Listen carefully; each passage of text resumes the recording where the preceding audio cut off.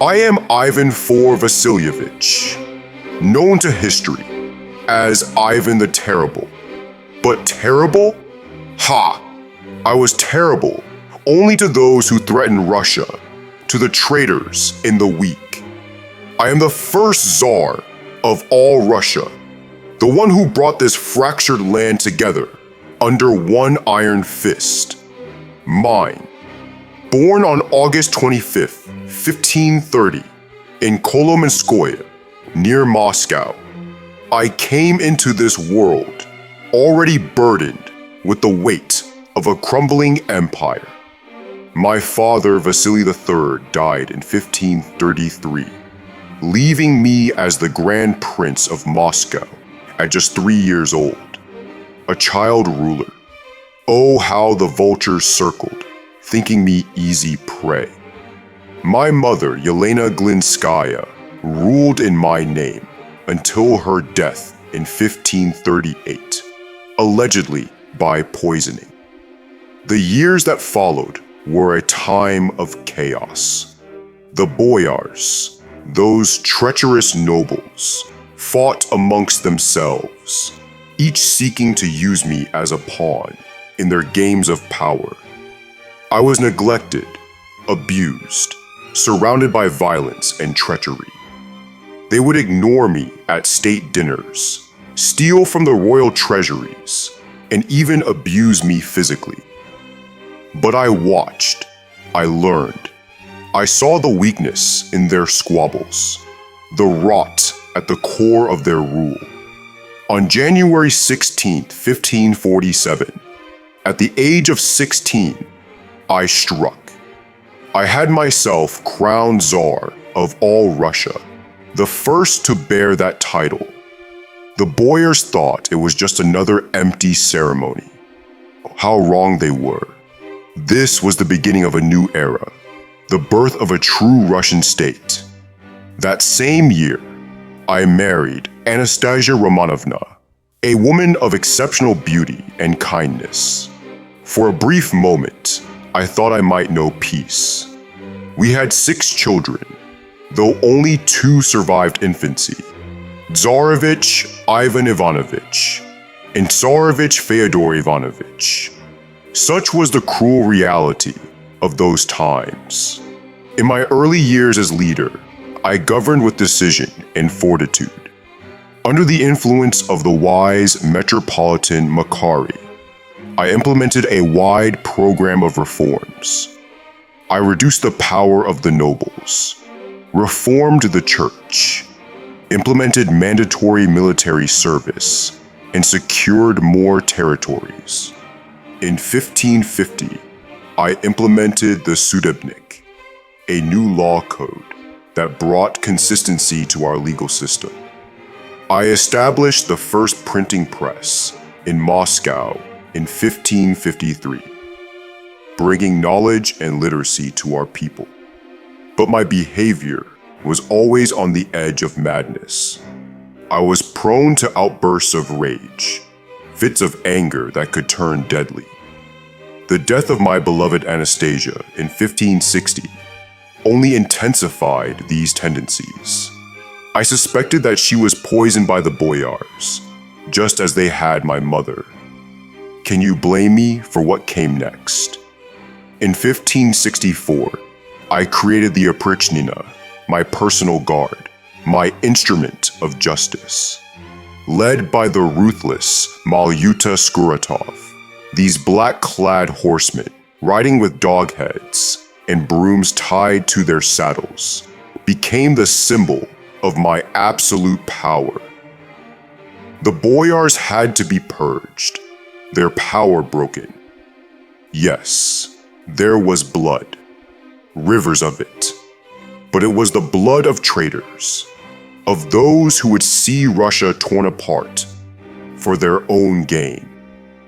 You speak of Novgorod, that den of treachery and Western influence.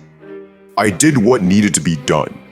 In 1570, they plotted to defect to Poland-Lithuania, to tear away a piece of my Russia. I couldn't allow it.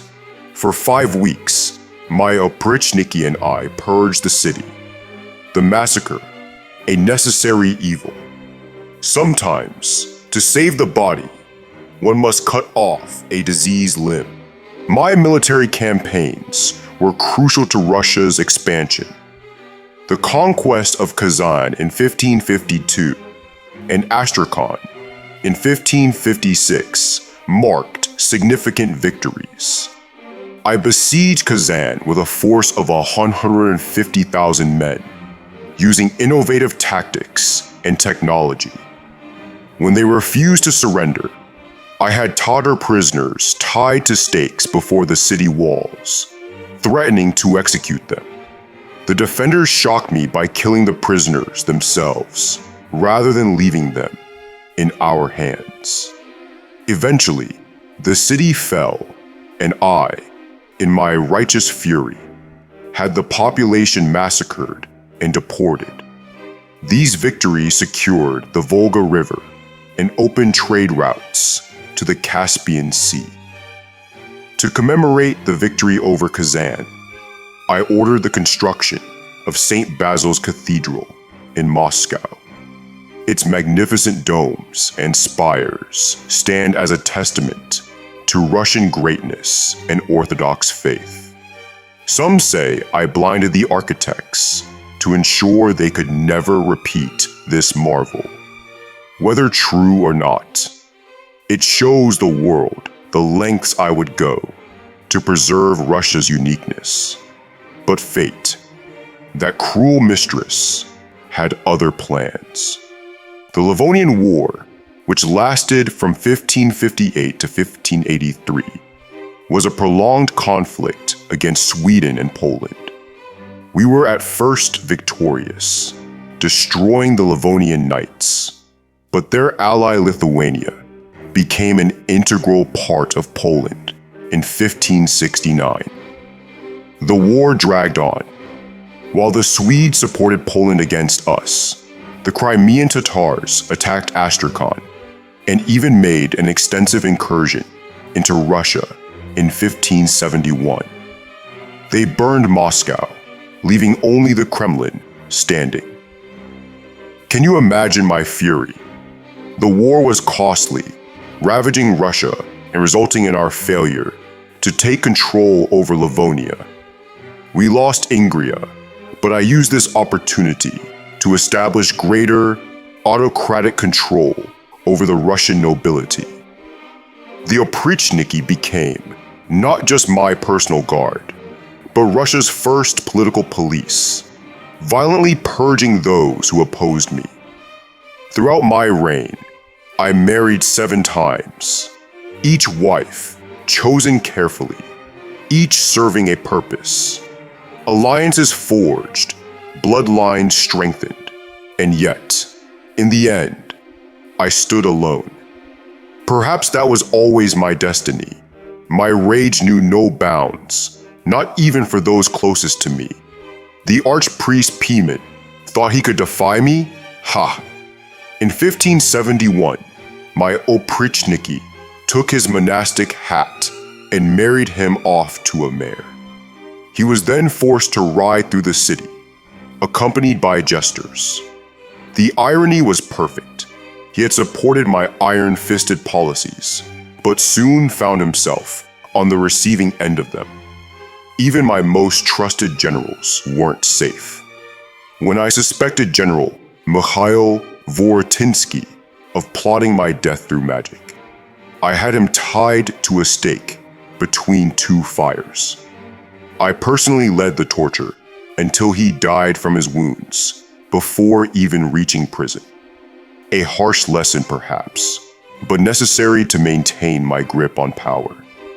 My son, Ivan Ivanovich, my heir. They say I killed him in a fit of rage, but you weren't there. You didn't see the disappointment in his eyes, the weakness in his stance. He dared to question me, to challenge my authority over his pregnant wife.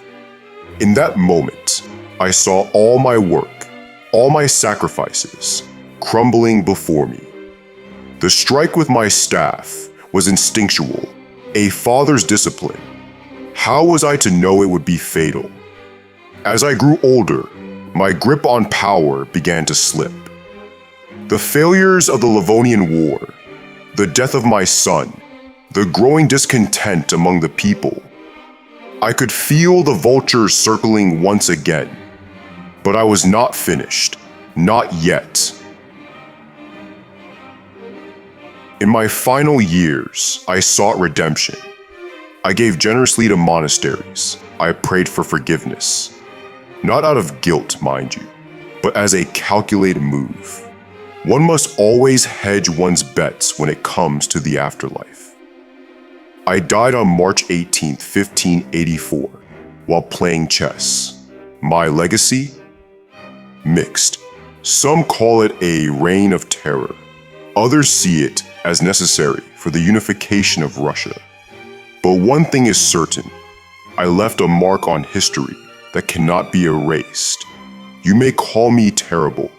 You may call me a tyrant, a madman, a monster. But you cannot deny my impact. I shaped Russia with these hands, molded it through sheer force of will. Every ruler who came after me, every czar, every emperor, every president, they all stand in my shadow. So judge me if you must. But remember this, in a world of sheep, I was the wolf. In a time of chaos, I brought order. In an age of weakness, I was strong. And in the annals of history, it is the strong who are remembered. I am Ivan the Terrible, first Tsar of all Russia, and I regret nothing.